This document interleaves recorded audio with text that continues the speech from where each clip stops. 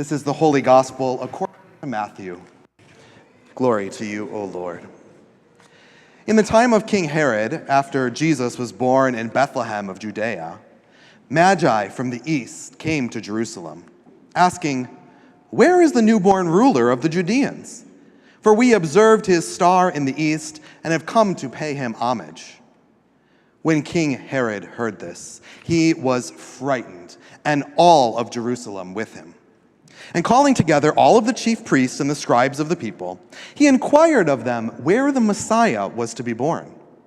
They told him, "In Bethlehem of Judea, for it has been written by the prophet, 'And you, Bethlehem, in the land of Judah, are by no means least among the rulers of Judah.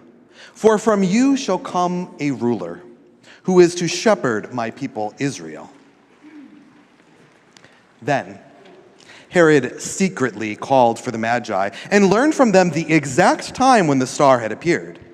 Then he sent them to Bethlehem, saying, "Go and search diligently for the child, and when you have found him, bring me word so that I may also go and pay him homage." When the Magi heard the king, they set out, and there ahead of them went the star that they had seen in the east, until it stopped over the place where the child was. And when they saw that the star had stopped, they were overwhelmed with joy. And on entering the house, they saw the child with Mary, his mother, and they knelt down and paid him homage. And then opening their treasure chests, they offered him gifts of gold and frankincense and myrrh. And having been warned in a dream not to return to Herod, they left for their own country by another road. This is the gospel of the Lord. Praise to you, O Christ.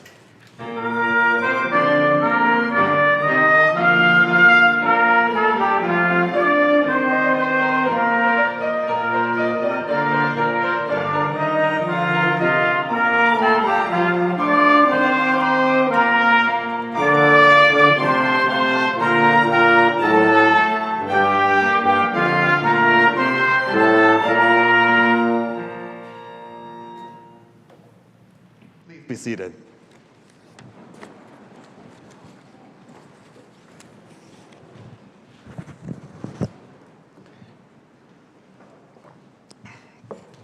So one of the central characters in today's gospel reading are the Magi. Of course, we only know that there were 3 gifts, not 3 Magi, but the reality is that these individuals have fascinated Christians for thousands of years. We find that they are depicted in 3rd century frescoes in the catacombs of Rome. And they were also carved into the facade of Chartres Cathedral in the 13th century. And then, of course, there's the great artists like Leonardo da Vinci and Botticelli and Durer, who all painted the Magi as their subjects. And of course, how can we forget the nativity scene at the church, as well as our home devotional nativities? They would kind of look a little incomplete without the Magi. And it's funny that we focus on them so much because they really only appear in 12 verses of the entire Bible. They're mentioned twice by name in one gospel, and this has sparked our fixation.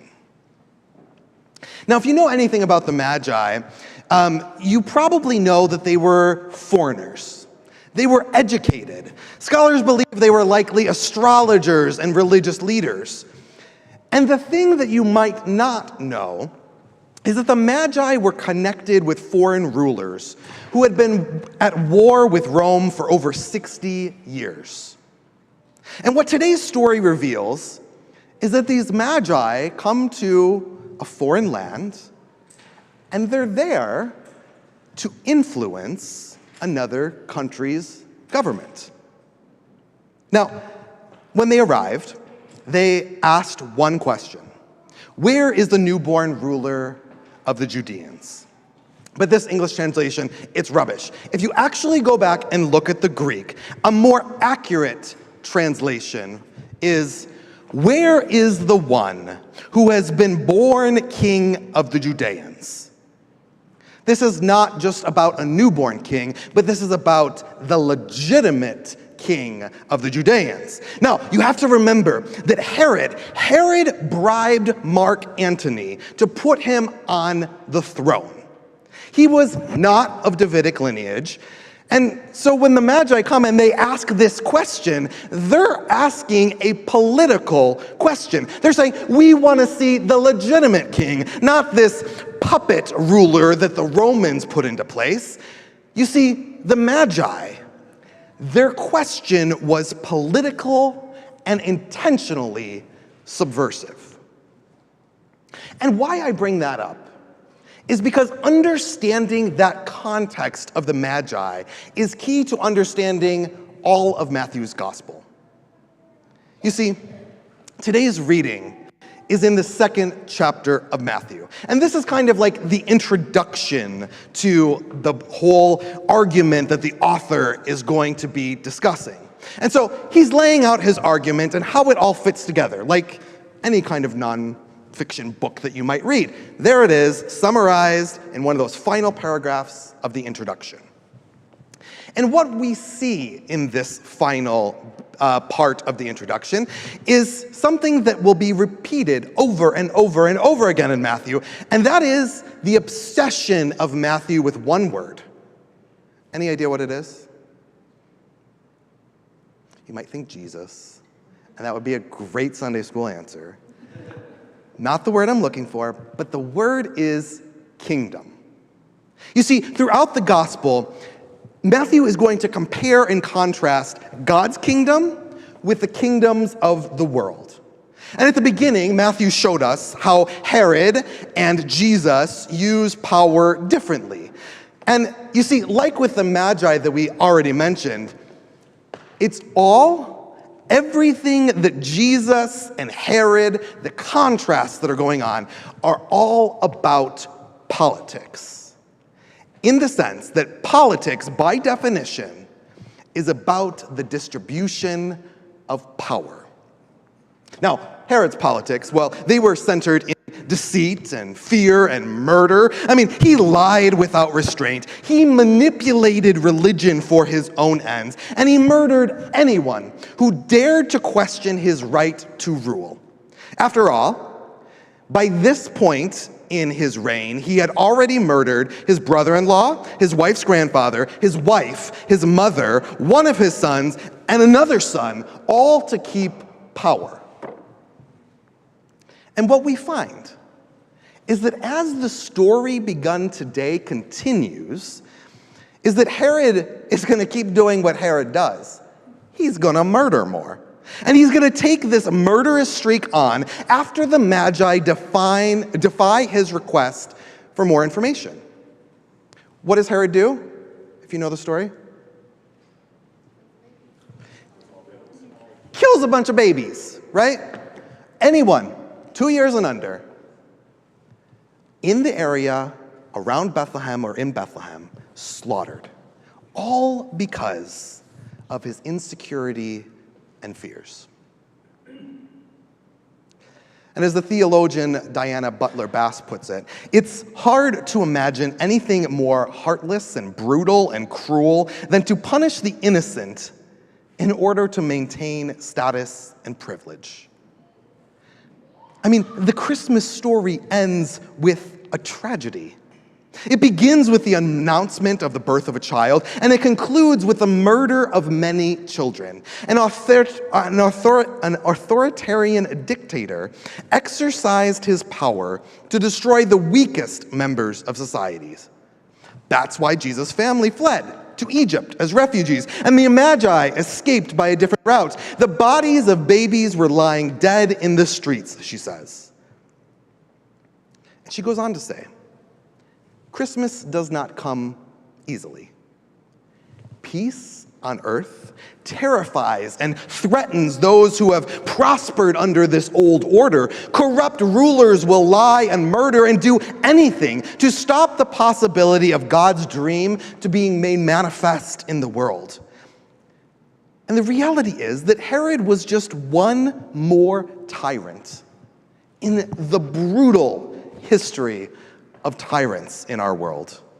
For when it comes to human governments, there will be good rulers and there will be mediocre rulers, but there will also be oppressors and tyrants aplenty, even after the Prince of Peace is born.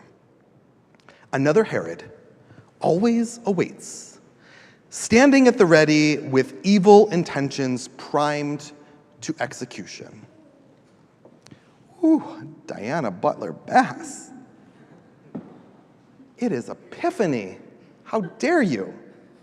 How dare you remind us of the reality of this story?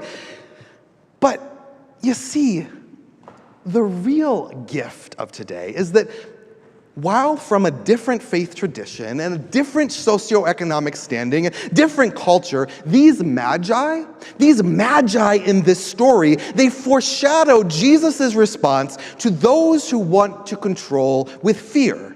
You see, the next time that we will hear this phrase, King of the Judeans, when is it? One more time. On the cross, around the crucifixion. It's like I'm preaching to the choir here today. They're getting all of the right answers.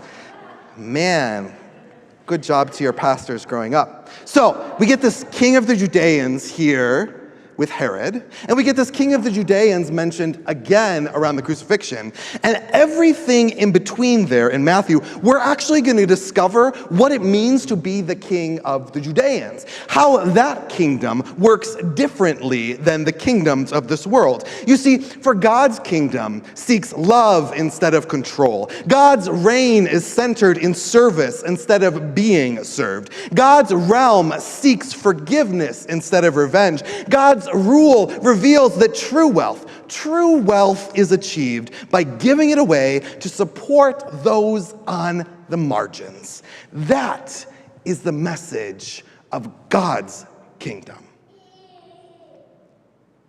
And this message is just as important for us to hear today as it was during Jesus' life or in Rome's catacombs or 15th century paintings.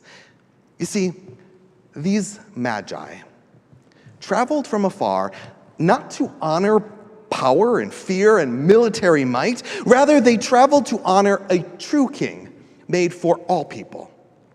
A ruler who prioritizes people over profits. A leader who knows that love is more powerful than fear.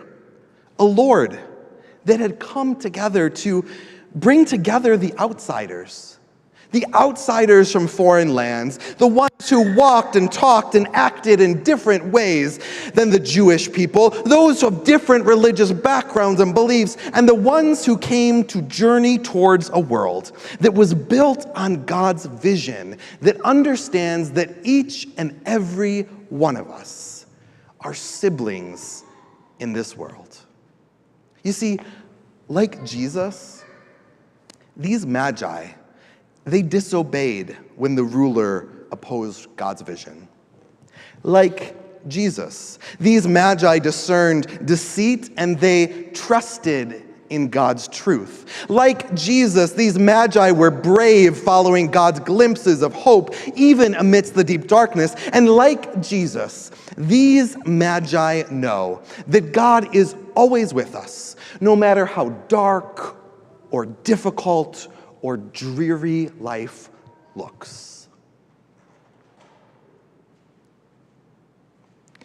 And so, friends, this is God's gift for us today.